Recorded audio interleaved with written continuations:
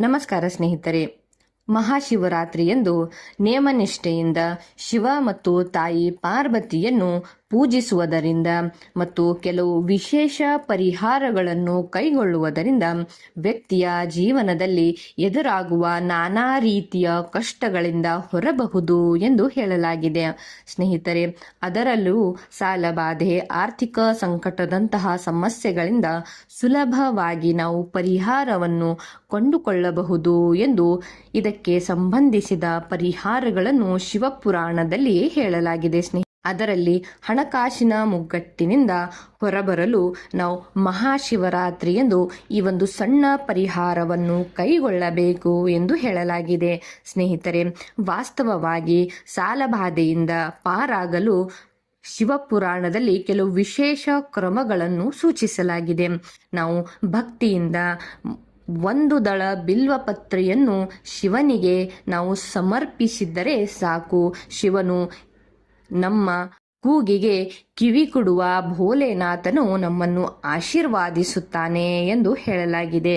ಹೀಗಿರುವಾಗ ಸ್ನೇಹಿತರೆ, ಮಹಾಶಿವರಾತ್ರಿ ಎಂದು ನಾವು ಈ ಒಂದು ಸಣ್ಣ ಪರಿಹಾರ ಕ್ರಮಗಳನ್ನು ಮಾಡಬೇಕು. ಪರಿಹಾರ ಕ್ರಮ ಹೀಗಿದೆ ಸ್ನೇಹಿತರೆ.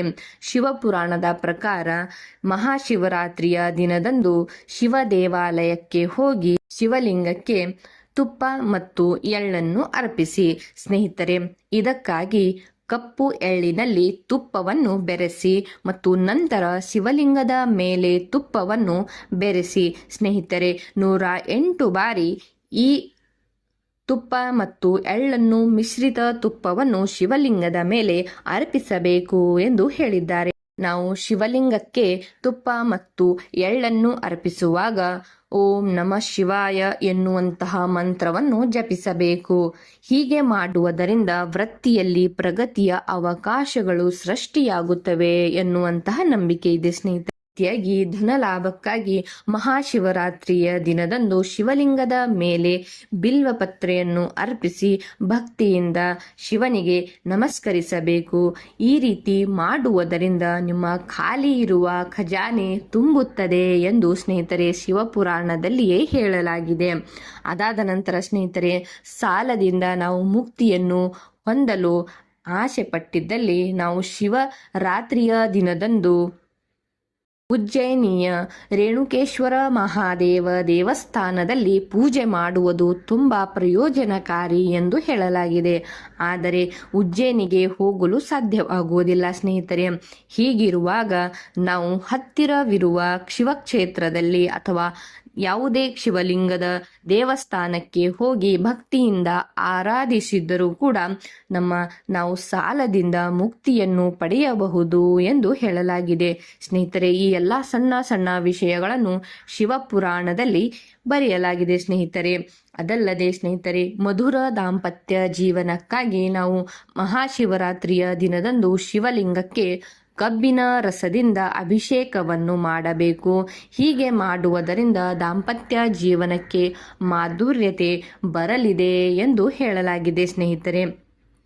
ಅದೇ ರೀತಿಯಾಗಿ ನಮ್ಮ ಮನೆಯ ಆರ್ಥಿಕ ಸ್ಥಿತಿಯನ್ನು ನಾವು ಬಲಗೊಳಿಸಲು ನಾವು ಇಚ್ಛಿಸಿದ್ದಲ್ಲಿ ನಾವು ಶಿವರಾತ್ರಿಯ ದಿನದಂದು ಓಂ ರೀಂ ಮುಕ್ತೇಶ್ವರ ಮಹಾದೇವಾಯ ನಮಃ ಎಂಬ ಮಂತ್ರವನ್ನು 108 ಬಾರಿ ಜಪಿಸುತ್ತಾ ಶಿವಲಿಂಗದ ಮೇಲೆ ಬಿಲ್ವಪತ್ರೆಯನ್ನು ಅರ್ಪಿಸಬೇಕು ಎಂದು ಹೇಳಲಾಗಿದೆ.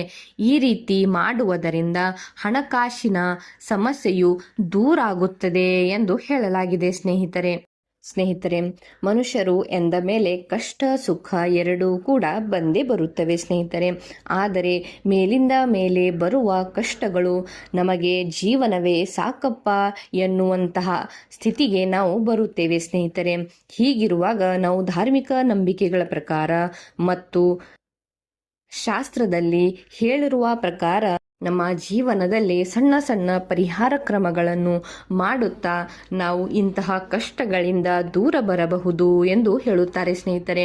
ಅದರಲ್ಲಿಯೂ ಶಿವಪುರಾಣದಲ್ಲಿ ಇಂತಹ ವಿಷಯದ ಬಗ್ಗೆ ಅಚ್ಚುಕಟ್ಟಾಗಿ ಬರೆಯಲಾಗಿದೆ ಸ್ನೇಹಿತರೆ. ಯಾವ ಒಂದು ಪರಿಹಾರಕ್ಕಾಗಿ ಯಾವ ಒಂದು ಸಮಸ್ಯೆಗಾಗಿ ನಾವು ಯಾವ ಪರಿಹಾರ ಮಾಡಬೇಕು ಮತ್ತು ಆ ಪರಿಹಾರವನ್ನು ಮಾಡುವಾಗ ಶಿವನ ಯಾವ ಹೆಸರನ್ನು ಜಪಿಸಬೇಕು, ಶಿವನ ಯಾವ ಮಂತ್ರವನ್ನು ಪಠಿಸಬೇಕು, ಎಷ್ಟು ಬಾರಿ ಪಠಿಸಬೇಕು ಎಂಬುದನ್ನು ಎಲ್ಲವನ್ನು ಇಲ್ಲಿ ಶಿವಪುರಾಣದಲ್ಲಿ ಬರೆಯಲಾಗಿದೆ ಸ್ನೇಹಿತರೆ. ಹೀಗಿರುವಾಗ ಹೀಗೆ ಮುಂದೆ ಬರುವ ಮಹಾಶಿವರಾತ್ರಿಯ ದಿನದಂದು ನೀವು ಈ ಒಂದು ಸಣ್ಣ ಸಣ್ಣ ಪರಿಹಾರ ಕ್ರಮಗಳನ್ನು ಕೈಗೊಂಡು ನಿಮ್ಮ ಜೀವನದಲ್ಲಿ ಸುಖ ಶಾಂತಿ ಸಮೃದ್ಧಿಯನ್ನು ಪಡೆದುಕೊಳ್ಳಬಹುದು ಸ್ನೇಹಿತರೆ. ಯಾವುದೇ ಒಂದು ಉಪಾಯ ಕ್ರಮವನ್ನು ಮಾಡುವುದಾಗಲಿ ನೀವು ತುಂಬ ಮನಸ್ಸದಿಂದ ಅಂದರೆ ವಿಶ್ವಾಸವನ್ನು ಇಟ್ಟುಕೊಂಡು ಆ ಪರಿಹಾರ ಕ್ರಮಗಳನ್ನು ಮಾಡಬೇಕು ಸ್ನೇಹಿತರೆ. ಖಂಡಿತವಾಗಿಯೂ ಅದರ ಪ್ರತಿಫಲವು ಸಿಗುತ್ತದೆ ಸ್ನೇಹಿತರೆ. ಇಂಥದ್ದೇ ಅನೇಕ ಮಾಹಿತಿಗಳಿಗಾಗಿ ನನ್ನ ಈ ಚಾನೆಲ್ನ ಸಬ್ಸ್ಕ್ರೈಬ್ ಮಾಡಿಕೊಳ್ಳಿ ಹಾಗೂ ಲೈಕ್ ಕೂಡ ಮಾಡಿ ಸ್ನೇಹಿತರೆ. ಧನ್ಯವಾದ.